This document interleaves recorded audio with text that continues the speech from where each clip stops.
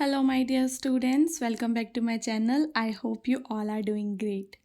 आज के इस वीडियो में मैं अतुल महेश्वरी स्कॉलरशिप के जितने भी स्टूडेंट्स हैं उनके लिए जीके के इम्पॉर्टेंट क्वेश्चंस को लेकर आई हूँ। मेरी प्रीवियस वीडियोस के अंदर भी हम काफ़ी सारे जीके के क्वेश्चंस को ऑलरेडी डिस्कस कर चुके हैं।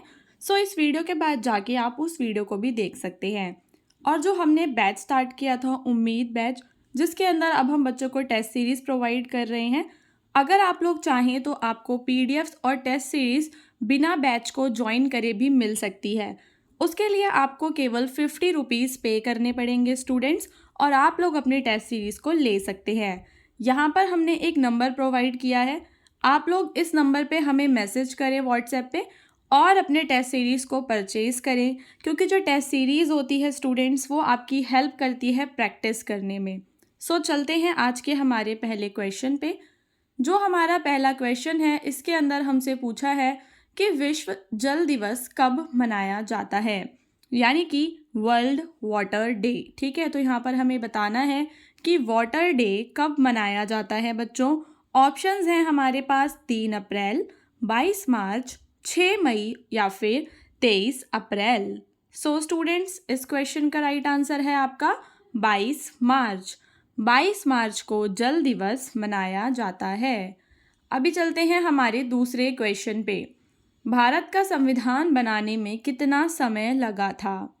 2 साल 2 महीने 14 दिन, 2 साल 11 महीने 18 दिन, 1 साल 5 महीने 16 दिन या फिर 2 साल 11 महीने और 12 दिन। सो स्टूडेंट्स, इसका राइट आंसर आपका ऑप्शन नंबर बी, यानी कि 2 साल 11 महीने 18 दिन है। हमारा संविधान 26 नवंबर 1949 को बनकर तैयार हो गया था। उस दिन हम लोग संविधान दिवस भी मनाते हैं, और वहीं हमारा जो संविधान है वो 26 जनवरी 1950 को लागू किया गया था, जिस दिन हम लोग गणतंत्र दिवस मनाते हैं। Okay, so now let's come to the next question.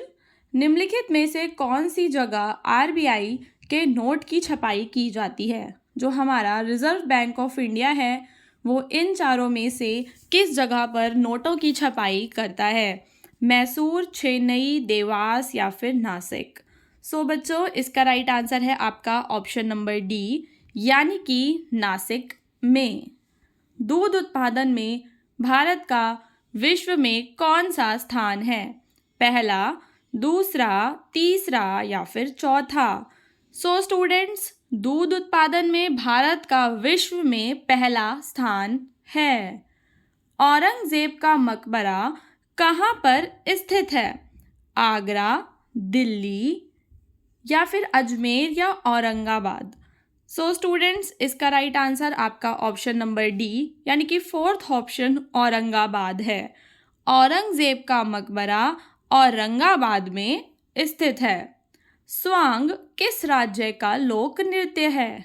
Karnataka, Haryana, Delhi या फिर उत्तर प्रदेश। सो यहाँ पर जो हमारा राइट आंसर है बच्चों वो है हरियाणा। स्वांग जो है हरियाणा का एक लोक नृत्य है। भारत का संवैधानिक मुखिया कौन होता है?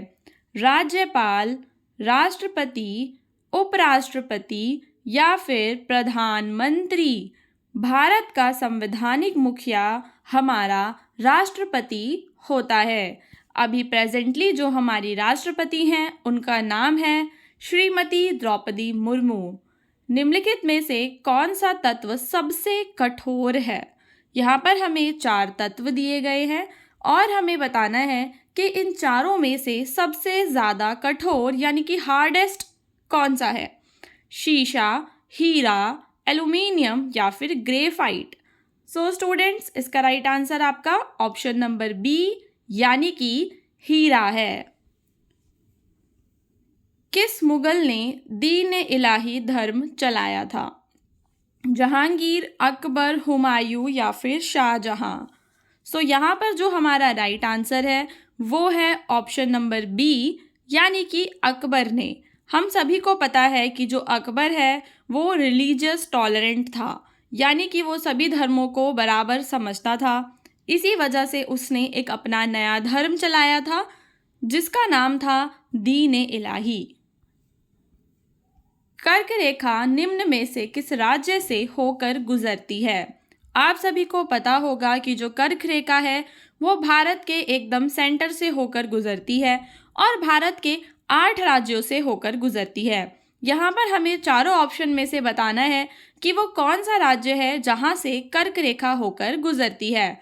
मिजोरम, पंजाब, उत्तर प्रदेश या फिर महाराष्ट्र।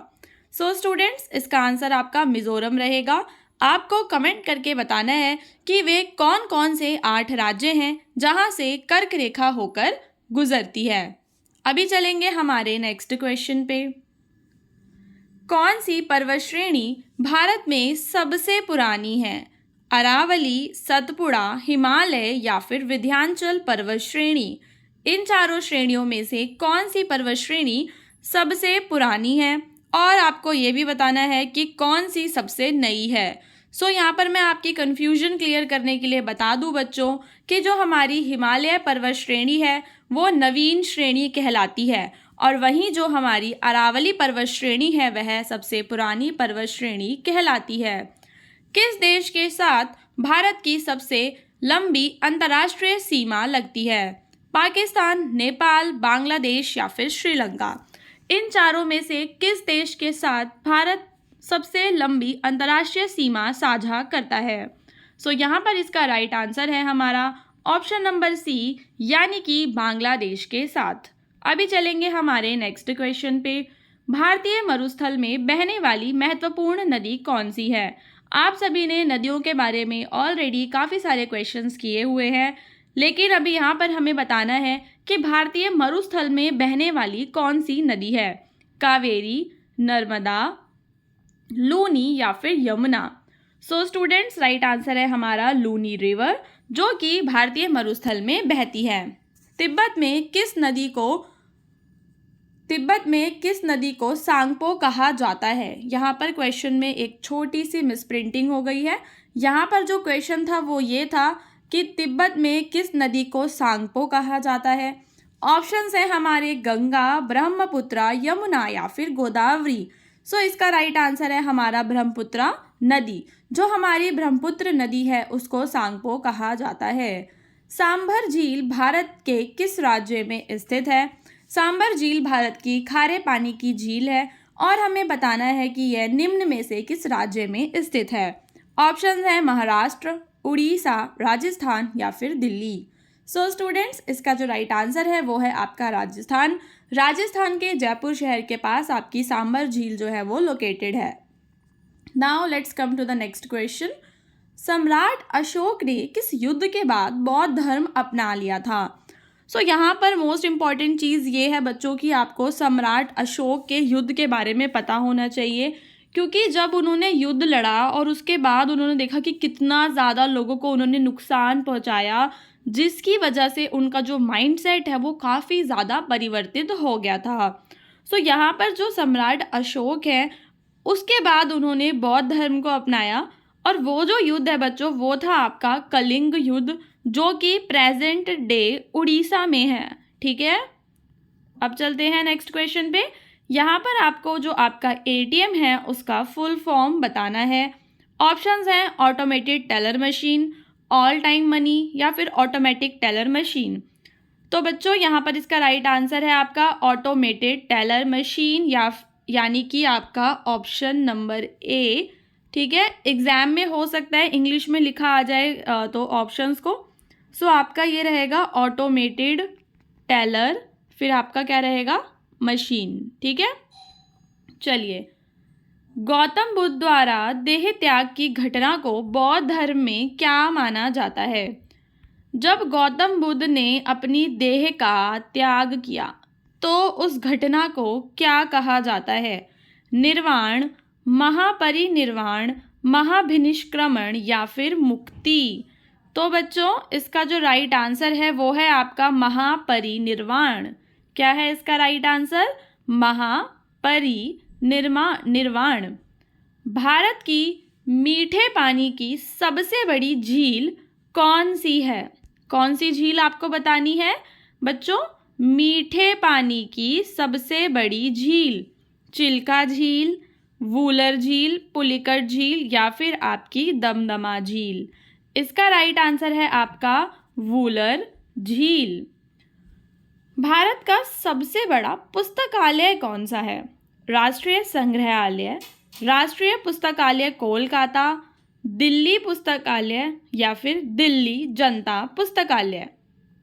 बच्चों, इसका जो आंसर है वो है आपका ऑप्शन नंबर बी, यानी कि राष्ट्रीय पुस्तकालय कोलकाता। ठीक है। भारत का सबसे बड़ा गुफा मंदिर कौन सा है? कैलाश मंदिर, कोणार्क मंदिर, शिव मंदिर या फिर विष्णु मंदिर। इसका राइट आंसर है आपका कैलाश मंदिर। क्या है इसका राइट आंसर? कैलाश मंदिर। भारत में कुल कितने हाई कोर्ट हैं? ऑप्शंस हैं 28, 20, 22 या फिर स्टूडेंट्स 25। भारत में कुल कितने हाई कोर्ट हैं? यहाँ पर मैं आपको एक चीज़ बता दूं कि जो भी स्टेट्स होते हैं सारे, उनमें उनके हाई कोर्ट्स होते हैं। ठीक है। यहाँ पर जो हमारा आंसर है बच्चों वो है हमारा 25। क्षेत्रफल की दृष्टि से भारत का सबसे बड़ा जिला कौन सा है? ये वाला क्वेश्चन मैंने अपनी प्रीवियस वीडियोस में भी डिस्कस किया था। आप सभी को ये वाला क्वेश्चन ज़रूर आता होगा। इसका राइट आंसर क्या है बच्चों? इसका आंसर है आपका कच्छ। कच्छ जिला जो है भारत का क्षेत्रफल की दृष्टि से सबसे बड़ा जिला है। और वहीं इस वाले क्वेश्चन में आपको बताना है कि क्षेत्रफल की दृष्टि से भारत का सबसे छोटा जिला कौन सा है? पुणे, थाने, माहे या फिर रामगढ़। इसका आंसर है बच्चों आपका माहे। ठीक है। अभी चलते हैं नेक्स्ट क्वेश्चंस पे। रामायण की रचना किसने की थी? महर्षि वाल्मीकि, महर्षि वेदव्यास, श्री गणेश जी या फिर महर्षि भारद्वाज। इन चारों में से जो हमारी रामायण है उसकी रचना की थी हमारे महर्षि वाल्मीकि ने। भारत में कौन सा जानवर खरीदना जुर्म माना जाता है? यानी कि अगर हमने उस जानवर को खरीदा तो हमारे ऊपर कानूनी कार्यवाही हो सकती है। ऑप्शंस हैं ऊंट को, शेर को, चीता को या फिर बच्चों खरगोश को। ठीक है। ऑप्शंस का जो हमारा राइट आंसर है वो है आपका ऑप्शन नंबर बी, यानी कि शेर को खरीदना जुर्म माना जाता है। नोबेल पुरस्कार से सम्मानित प्रथम भारतीय महिला कौन थी? फर्स्ट फीमेल जिन्हें नोबेल पुरस्कार से सम्मानित किया गया था। इंदिरा गांधी, मदर टेरेसा, शीला दीक्षित या फिर हमारी सुचेता कृपलानी। स्टूडेंट्स, इसका राइट आंसर है आपका मदर टेरेसा। ठीक है। क्या है इसका राइट आंसर? जो हमारी मदर टेरेसा है वह भारत की प्रथम महिला थी जिन्हें नोबेल पुरस्कार से सम्मानित किया गया था। भारत की पहली महिला शिक्षिका, क्या पूछा है क्वेश्चन में? भारत की पहली महिला शिक्षिका कौन थी? ऑप्शंस हैं सावित्रीबाई फुले, सरोजिनी नायडू, इंदिरा गांधी बच्चों या फिर कल्पना चावला। इसका आंसर है आपका option number A, Savitribai Phule. उन्होंने ज्योतिबा फुले के साथ मिलकर शिक्षा में काफ़ी सारे अचीवमेंट्स प्राप्त किए थे। भारत के प्रथम रक्षा मंत्री कौन थे? जवाहरलाल नेहरू, सरदार वल्लभ भाई पटेल, बलदेव सिंह या फिर बच्चों डॉक्टर राजेंद्र प्रसाद। भारत के प्रथम हमसे क्या पूछा गया है? रक्षा मंत्री पूछा गया है। इसका आंसर है आपका option number C, Baldev Singh. अभी आज के हमारे जितने भी क्वेश्चंस थे वो सारे के सारे फिनिश हो गए हैं। अभी लास्ट में यहाँ पर मैं आपसे सिर्फ ये कहना चाहती हूँ कि आप चैनल को ज़रूर सब्सक्राइब करें और अपने पीडीएफ्स को और टेस्ट सीरीज़ को लेने के लिए हमें मैसेज करें। हम आपको test series and PDFs 50 rupees पर में प्रोवाइड करेंगे। और इसी तरीके का और कंटेंट जो अतुल महेश्वरी स्कॉलरशिप से जुड़ा हुआ है उसके लिए आप लोग हमारे चैनल को ज़रूर सब्सक्राइब करेंगे। और मैं देखती हूँ कि जो बच्चे हैं वो वीडियो को लाइक नहीं करते, लाइक करने में कंजूसी दिखाते हैं, तो ये वाली कंजूसी मत दिखाया करो।